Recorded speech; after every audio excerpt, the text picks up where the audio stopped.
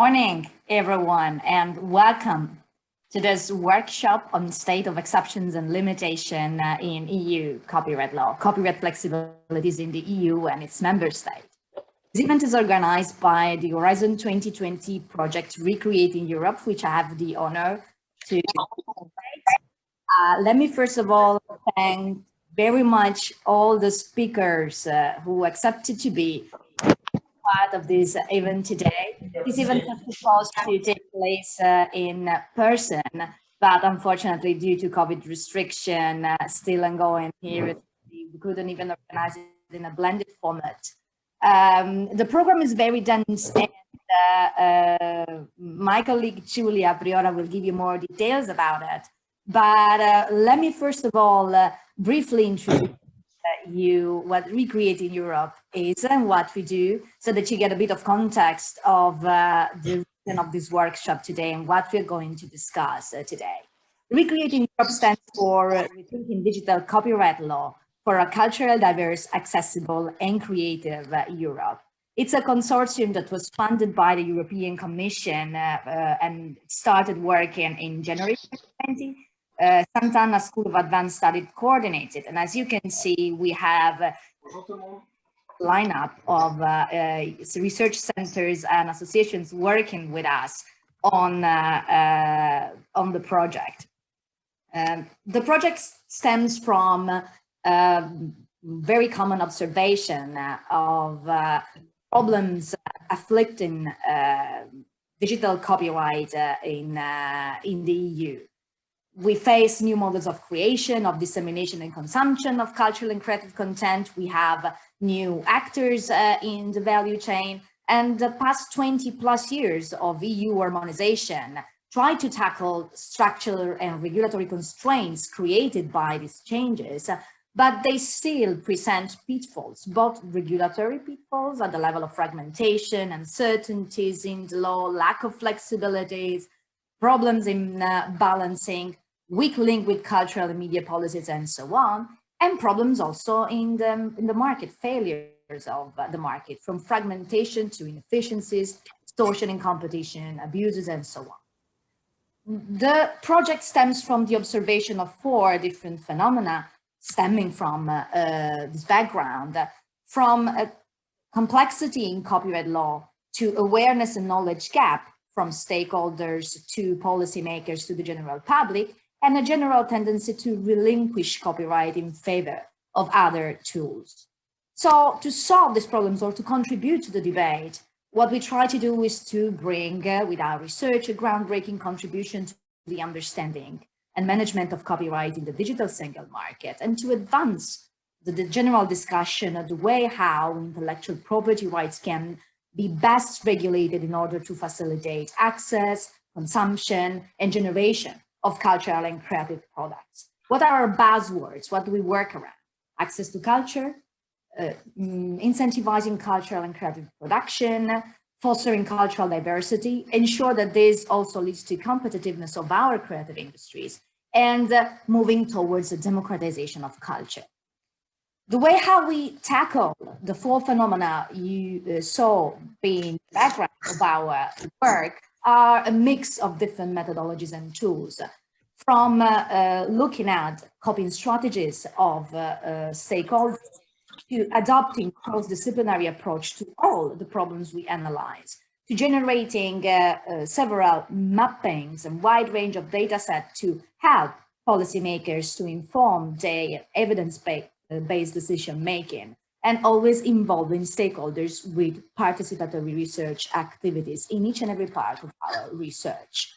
The output and the workshop of today is a sort of snapshot of midterm results of these activities are unprecedented cross-national mapping of multi-level regulatory responses, the generation of new methods to measure the impact of digital market on content production, on content consumption, and on general access to cultural and creative products.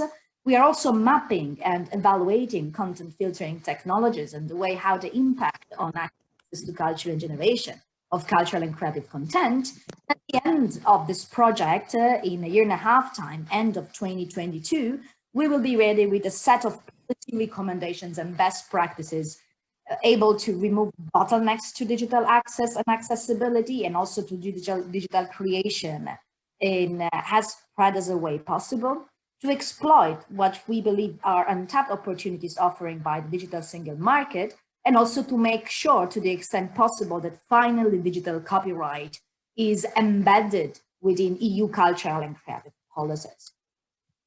The expected impacts of this project are ranging for providing qualitative and quantitative analysis of the phenomena illustrated, and so contribute to a better understanding of EU copyright regulation, to propose solution, business models for industries, and policy recommendation to stakeholders. But all in all, what we want is to contribute to fairer accessibility of digitized cultural goods and service, and to advise policymakers, EU policymakers, on appropriate level of harmonization of copyright, contributing to the development of the digital single market. Our target is policymakers, stakeholders, and the society as a whole. And you will see it also in the discussion today, how much the range of our target is broad. And we work on all stakeholders involved in the process. We have 5 working groups involving all the 10 partners you saw, member of the consortium, ranging from users, authors and performers, creative industries, galleries, libraries, archives, and museums, and intermediaries. They are all involved in participatory research activities, and the mapping and measuring involves them all. The focus of today, and Giulia will tell you more about it, is on our first group, the group working on end users and access to culture. And the workshop today is going to present the interim result of our mapping, measuring, and assessing what's going on in Europe.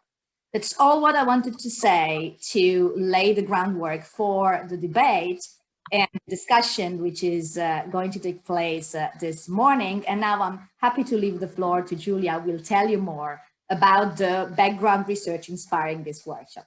Thank you very much once again for you to be here.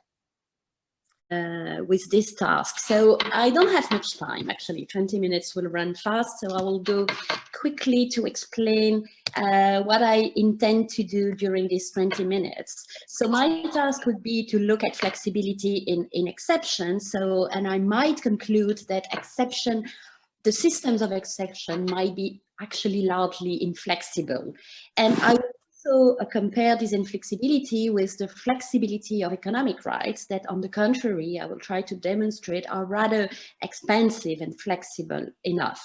That leads to some sort of imbalance and what I would call an inflexible copyright regime that I'm not satisfied with. So at that point of my speech, I think I will try to change the music. And by to do that, I will change the key in the keynote.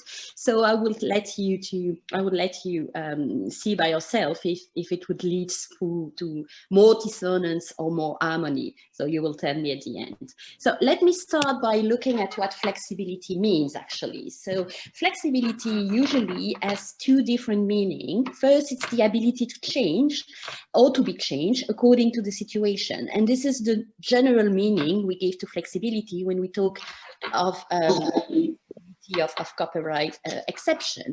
But flexibility is also the ability to bend or to be bended without breaking. And this is another notion of flexibility that I think is important in our topic. So if I look at flexible exception, or the need to have some flexibility in exception, I think that we could actually look at different dimensions of flexibility. First, there would be what I would call the ontological flexibility. So the flexibility in the scope of the exception itself, whether the exception is encompassing enough, whether it could deal with different situations and cases. I will give a few words of commentary on each in a moment. Then there is the flexibility in the interpretation of exception. So the fact that exception could be applied restrictively or conversely rather broadly to different type of cases. Then there is something that sometimes is missing in the debate is the geographical flexibility. So the fact that exception, once regulated in one country, could travel easily and could be applied in the same way in another country. I think this is a flexibility that we need in European Union due to our objective of establishing an internal market. Another flexibility that is mostly discussed is the national implementation of exceptions. So here the flexibility lies on the member states. Have they some discretion in implementing an exception in the national framework? And then there is something that you might not call flexibility because it shifts the flexibility towards the copyright owners. It's the contractual flexibility. So the possibility for the exception to be accommodated or to be restricted to satisfy the needs of control of copyright owners by contract or by technological measures. So actually, if I look at my two meanings of flexibility, I think most of those flexibility case is referred to ability to change, except maybe the geographical flexibility and the contractual flexibility, where actually the exception might be constrained or might bend to the point of risking to break. So this is what I will try to develop. Okay, so okay, so the scope of exception first.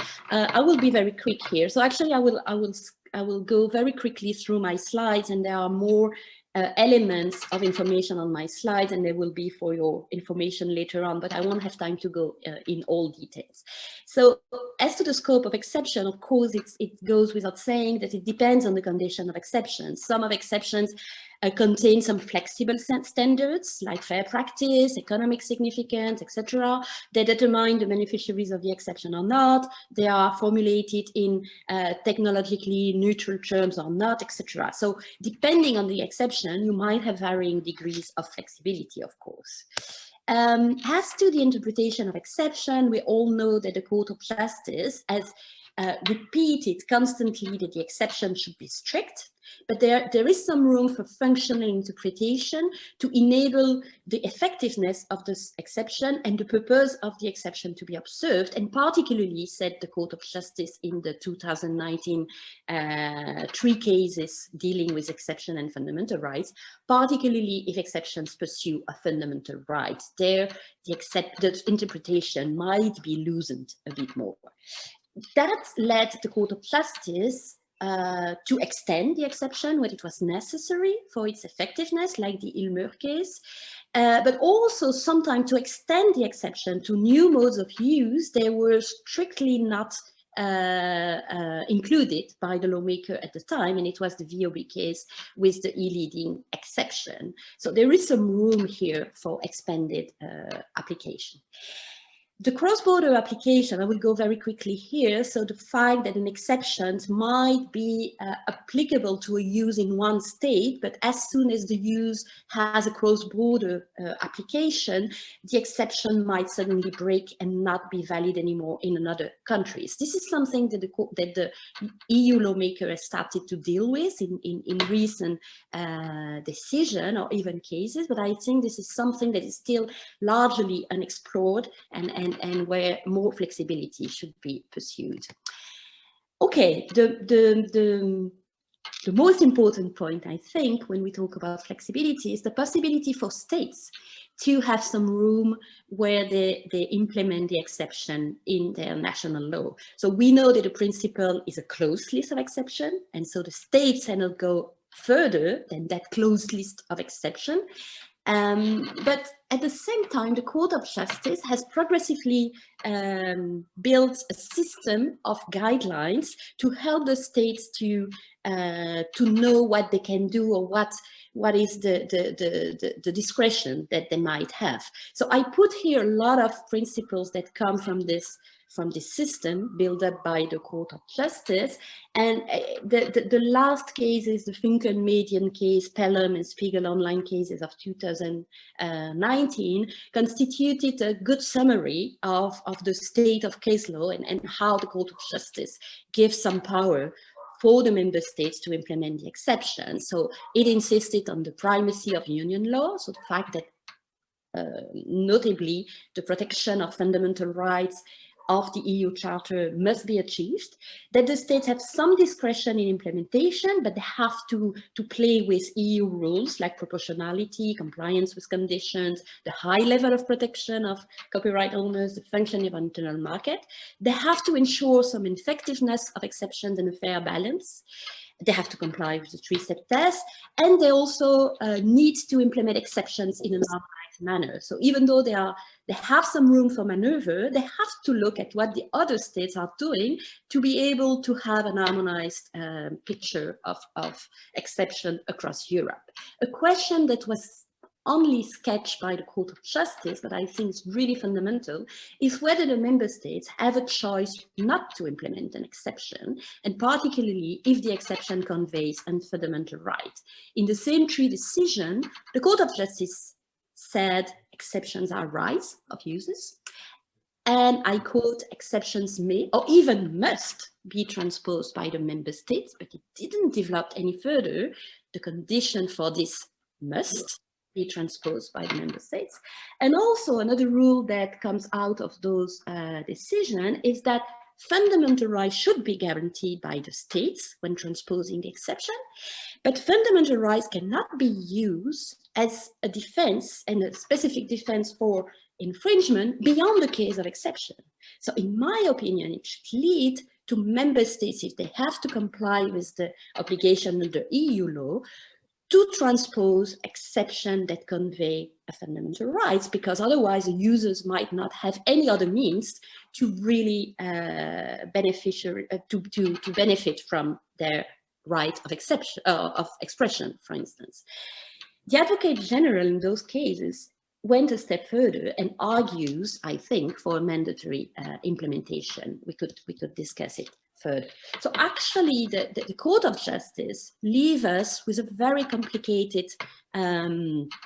guidelines where there are a lot of puzzles and contradiction, because it insists on strict interpretation but allows teleological interpretation. It prohibits any extension of the scope but admits that some ancillary use be admitted beyond the text of the exception. It gives some discretion to the member state, but at the same time, it hesitates as to a possible obligation to implement. It says that implementation should achieve harmonization, but it leaves the member states to be discreet in the choice of modalities and conditions of the exception. So good luck for lawmakers in implementation of exception, because I think they are really bound by different dilemmas.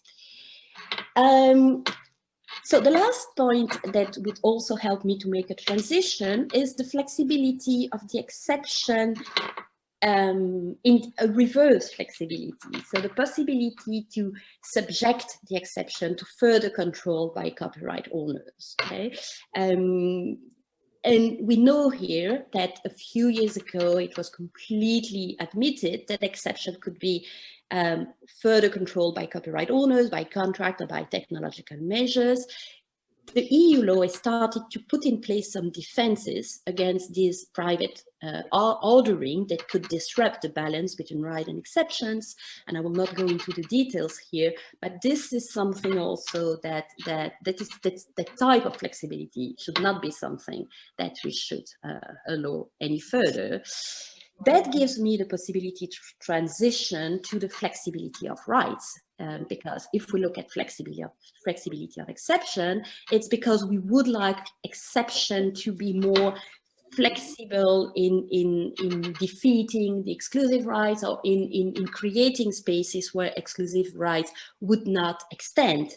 But actually, it assumes that exclusive rights could extend and economic rights could extend. It's true, actually. The concept of reproduction communication to the public are rather flexible and open concepts. They have an open scope, so they may expand to new modes of exploitation. And even in the directive of 2001 that give for the first time a definition of reproduction and communication to the public, to the EU acquis, I don't think it was new definition. It was just a confirmation by those definitions that those rights have the potential to extend to any type of use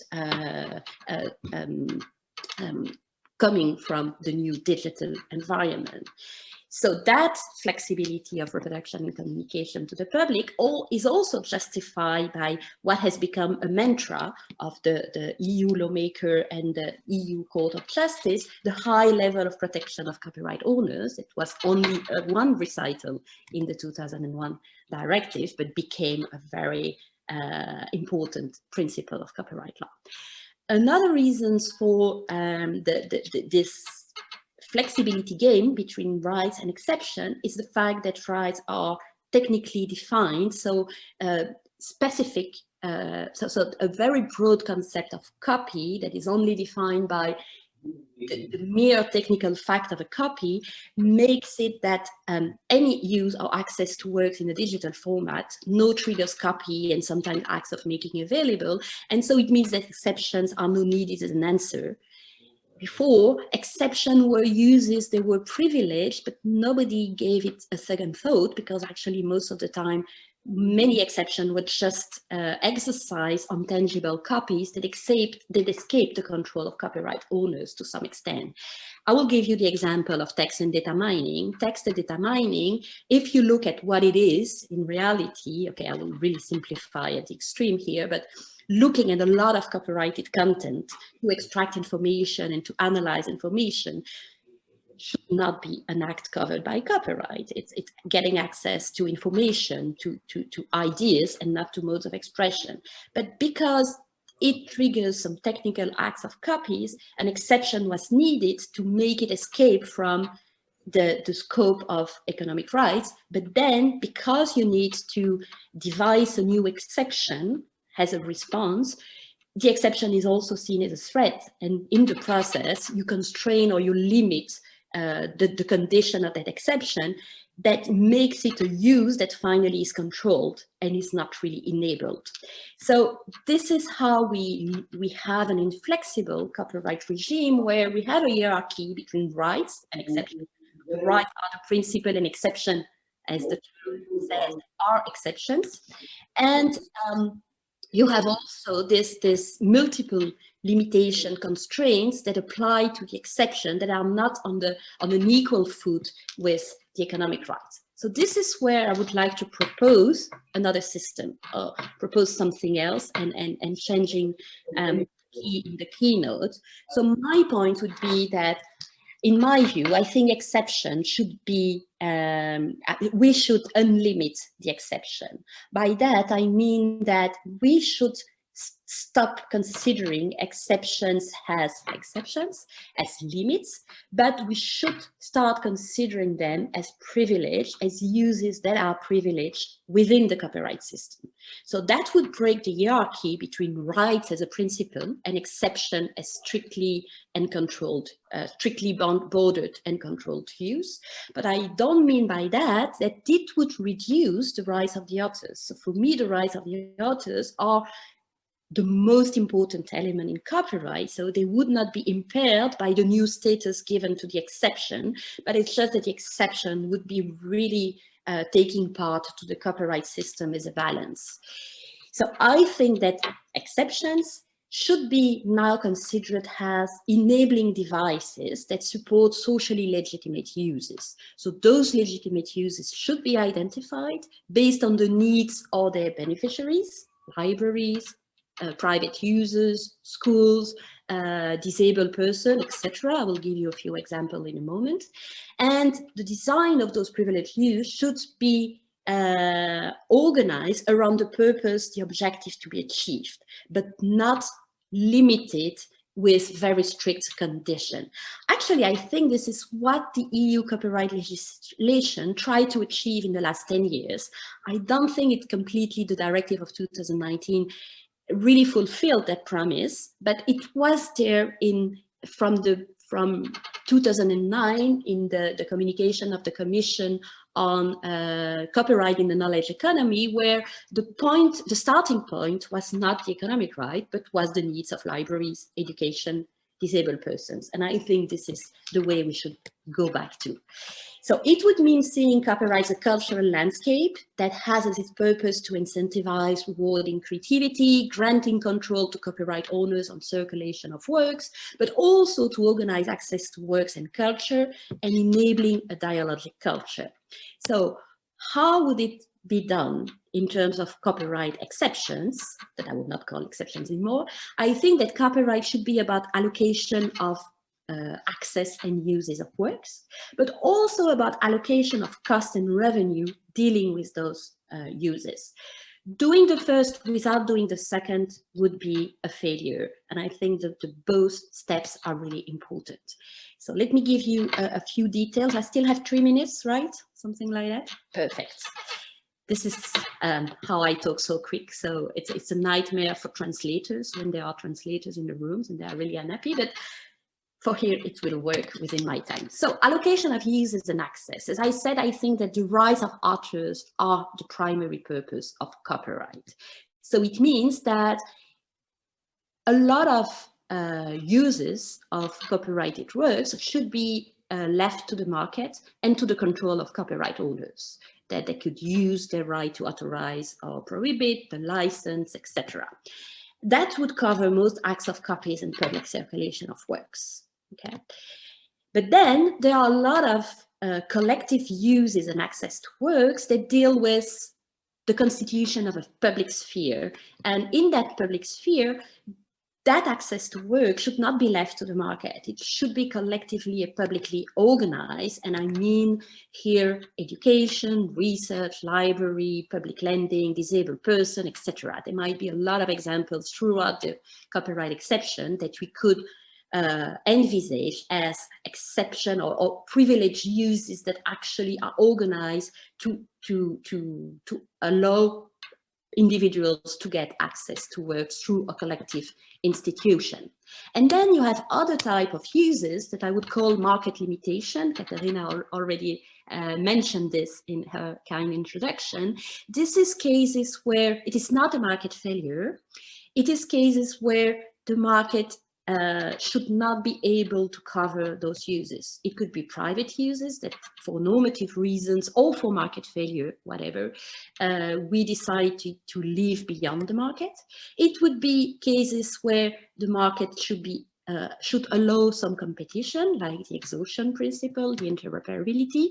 It should be also minimal uses, and it should be cases of public interest, so they are not into the public sphere, even though they have a link, because they are also coming from individuals. It's quotation, parody, etc. Those are cases where licensing should not be the way to authorize that type of use. But then I said, once you have allocated use and access, there is another question that you have to answer. This is a question of allocation of cost and revenues. And it would answer a question that comes regularly from copyright owners, and a question that I think is very legitimate. It's the fact that sometimes copyright owners says, okay, it's fine, libraries are fine, we all love libraries, we all love public lending, we all love teaching, but why would we have to wear the burden of this access to work? It should not be copyright owners that should subsidize those type of collective access. And I think this is a very crucial question. So allocation and cost of revenues for all users left to the market, it should be a matter for the market, except that the law has a role in allocating revenues or a fair share of revenues to authors and performers. This is what Article 18 of the last directive is trying to achieve. As to collective access to work, I think that there should be more public funding of collective access and uses. And here I know that we are entering in times of crisis, and that will be very difficult in terms of public money to organize collective access throughout Europe. But this is something that the European Union should help member states to do. And then market limitation, I think we could refer to compulsory licensing, fair remuneration system, etc., or not. Some cases of market limitation should not be remunerated, like parity, rotation, but others should certainly be remunerated. So I could have time to develop it with a case study on public lending, but I think I will stop here and to leave some time for discussion. Thank you very much. This project, as Kate has already mentioned, is focusing on copyright flexibilities and end-user license agreements. The final paper we are going to finish in a couple of weeks we have a slightly different title. There we will also highlight an expression which is very much relevant for the VP2 in this sense. We are looking for the private ordering mechanisms and copyright flexibilities. This is partially because VP2 has various sub-projects, and Kate and Julie are doing a very excellent summary of the public norms. They compare those aspects of flexibilities. Originally, when the whole VP2 started, we decided therefore to focus on the private aspects of flexibilities. So let me summarize you what we have found so far, and I will give you a short introduction to our research findings as well as our future plans with respect to this question. To start with a few foundational notes here, we are of course on the platform that we need a fair balance between the various interests of right holders, intermediaries, and end users. And we also believe that it's a crucial thing to focus on public and private ordering mechanisms if it's about flexibilities in the copyright law as well. As I mentioned, our task in VP2 is to focus on the private ordering mechanisms. We have spotted the limited literature on the analysis of the interplay between end-user flexibilities and private ordering mechanisms. So therefore, we believe we have something extra to speak about this question.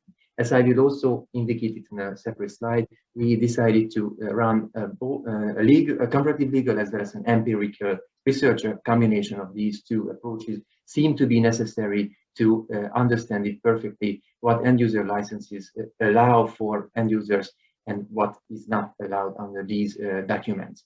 At the same time, we did not only want to understand what is the state of the art with respect to end-user flexibilities, we also had the view in front of us as Article 17 of the CDSM directive will have significant obligations for OCSSPs with respect to some flexibilities of end users. So at this point, I already indicate that we will certainly have a second phase research as well, where we are going to focus directly on how Article 17, paragraph 7 to 9 were implemented and applied in the member states, but especially the selected platforms of our research.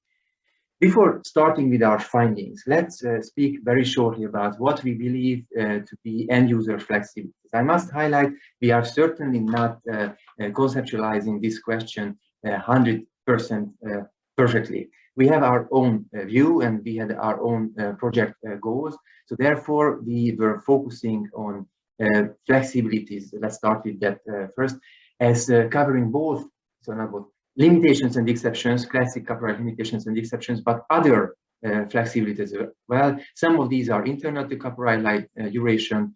Some of these are external to copyright, which are mainly those which are subject to contractual freedom or which are necessitated by the business models of the selected platforms. Plus, we also gave quite a lot of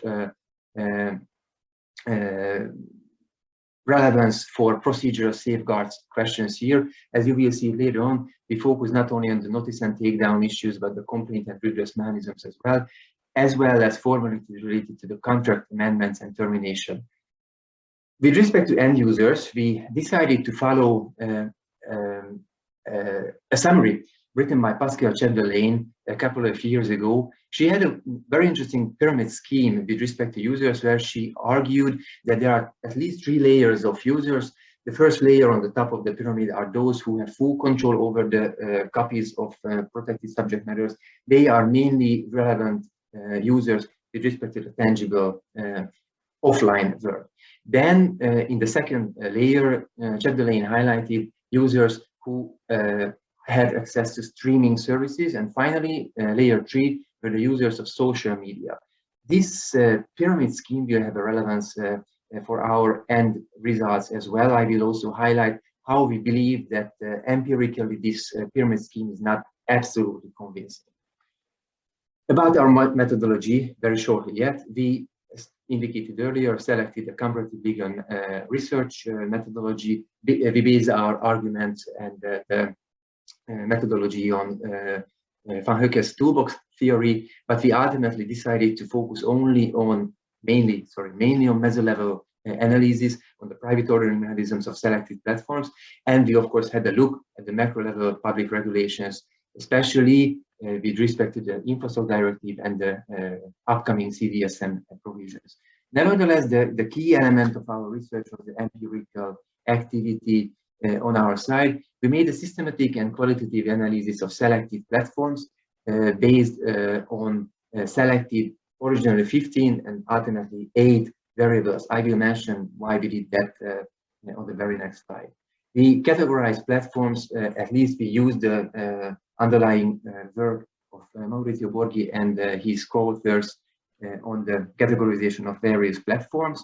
And we also had to make limitations with respect to the scope of available or analyzed platforms. We of course excluded pirate platforms. We had to ultimately exclude niche services because we ultimately found that doesn't guarantee full comparability if we compare Amazon with niche services. We also excluded premium models for one very important decision. Although some of the selected platforms provide free, others provide paid services, but premium models are not only always paid services, but they provide for much broader types of activities, where nevertheless the allowed activities are granted under the original license between the platform and the content providers. And if we would include premium models, we believe, at least we argue in our paper, we wouldn't have a real comparable outcome with respect to the various platforms. We of course focus on those platforms which are available in the European Union because jurisdictional matters matter. We focus on those platforms that have English language and user license agreements. Indeed, we also had to break a little bit some territorial limitations of these platforms in order to access their English language and user license agreements at all, because generally they provide only geographical language variants to people. So we had to use VPN to access English language and user license agreements. And I also highlighted here that many of the platforms are OCSSPs under the CDSM directive, or at least we believe they are, but not all of them. Nevertheless, we believe that such a combination of platforms is still acceptable for our research purposes.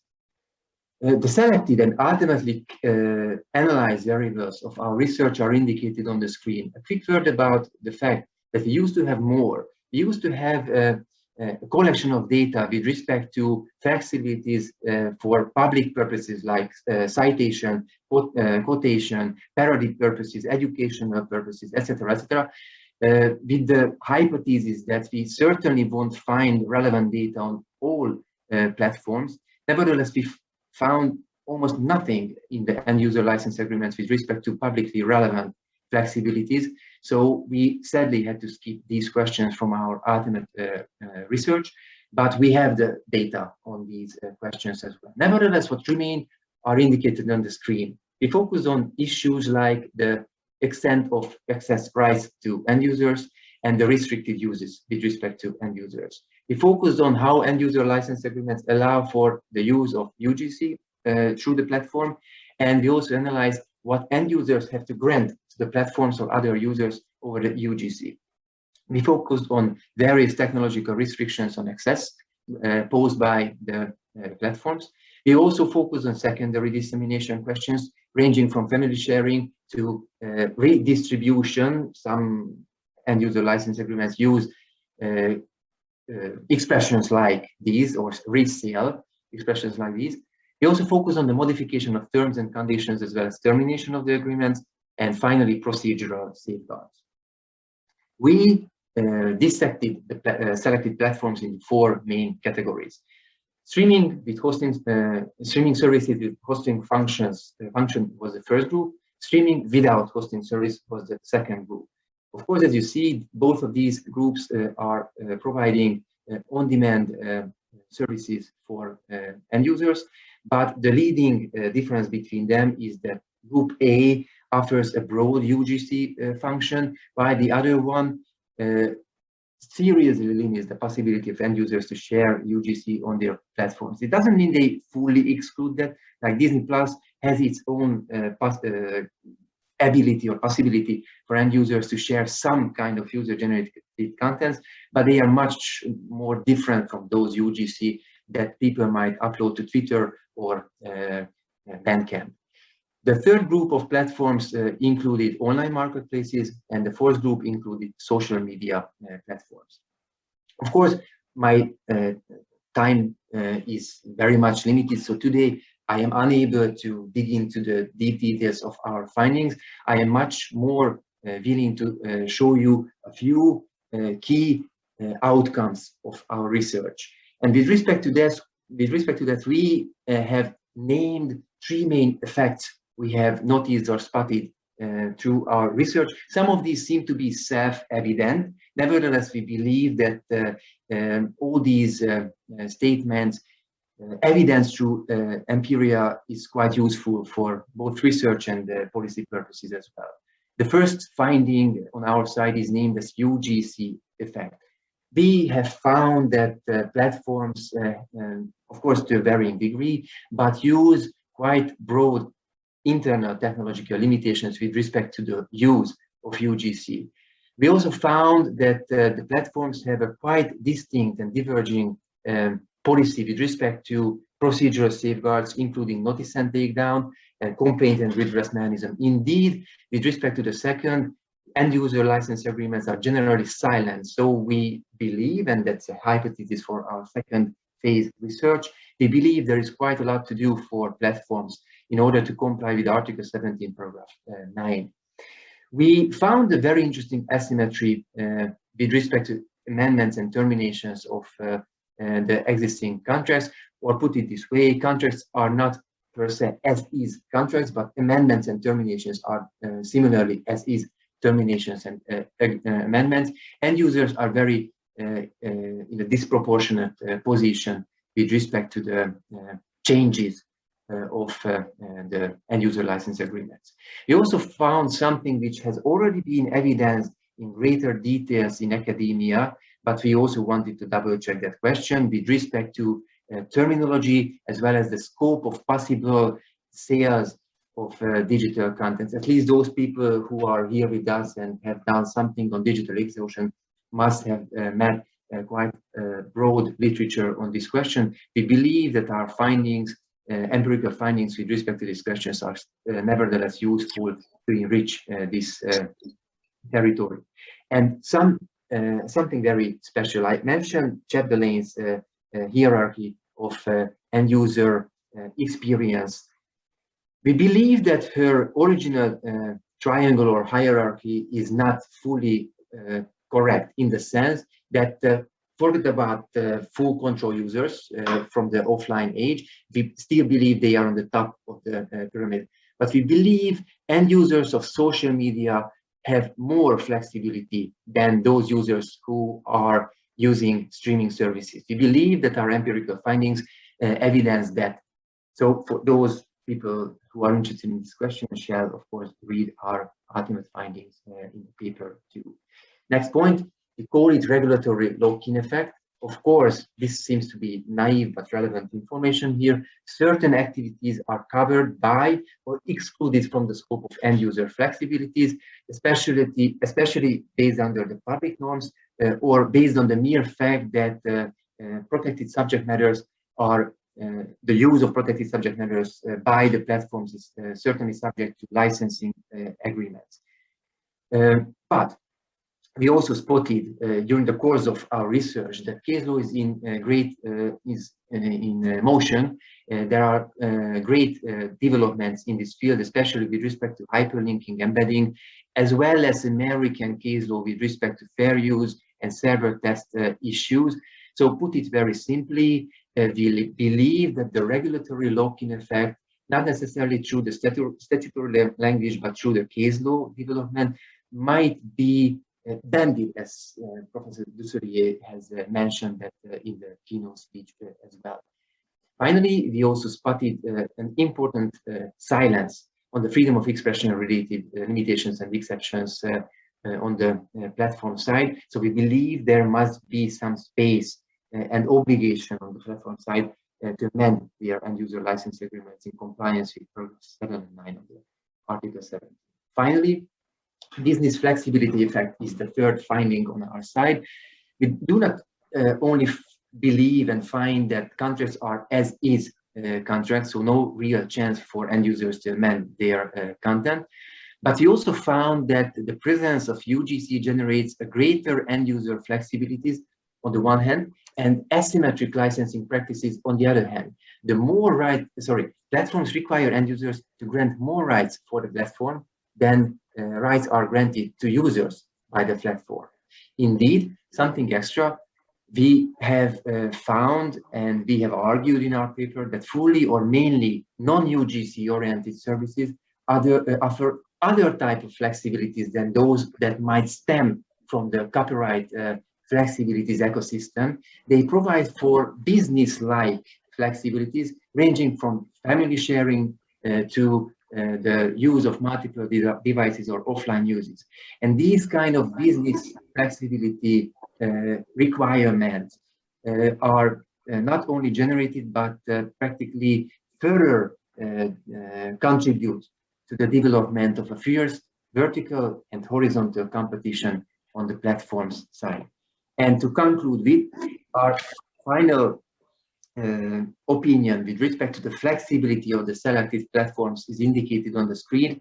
We believe that social media platforms indicated with red are the most flexible, or so say it properly, they provide for the most flexible user and user experience.